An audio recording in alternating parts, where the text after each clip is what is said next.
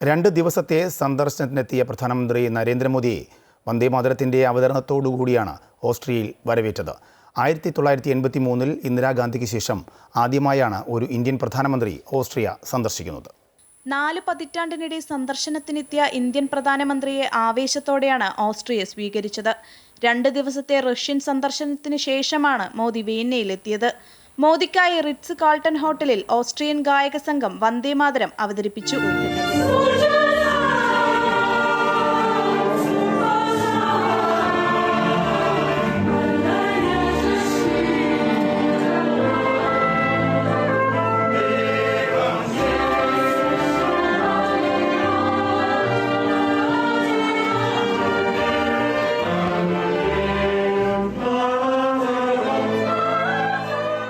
President Alexander വൻ der ബെലേനുമായും chancellor Karl നെഹാമറുമായും Modi കൂടിക്കാഴ്ച നടത്തി.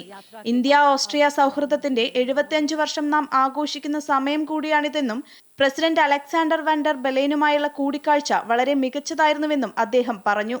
ഇന്ത്യ ഓസ്ട്രിയൻ സഹകരണം വിപുലീകരിക്കുന്നതിനുള്ള സാധ്യതകളെക്കുറിച്ച് ചർച്ച ചെയ്തുവെന്നും അദ്ദേഹം തന്റെ സാമൂഹ്യ മാധ്യമമായ എക്സിൽ കുറിച്ചു. ഇന്ത്യയിലെയും ഓസ്ട്രിയയിലെയും വ്യവസായ പ്രമുഖരുമായും അദ്ദേഹം കൂടിക്കാഴ്ച നടത്തി. തങ്ങളുടെ വ്യാപാര ബന്ധങ്ങൾ ശക്തിപ്പെടുത്തുന്നതിനുള്ള അവസരങ്ങൾ പ്രയോജനപ്പെടുത്തും. അടിസ്ഥാന സൗകര്യ വികസനം, നവീകരണം, ജലവിഭവങ്ങൾ, AI, കാലാവസ്ഥാ വ്യതിയാനം എന്നിവയുൾപ്പെടെയുള്ള മേഖലകളിൽ ഇരു രാജ്യങ്ങളും ഒരുമിച്ച് പ്രവർത്തിക്കുമെന്നും അദ്ദേഹം കൂട്ടിച്ചേർത്തു. International desk, Amrita TV.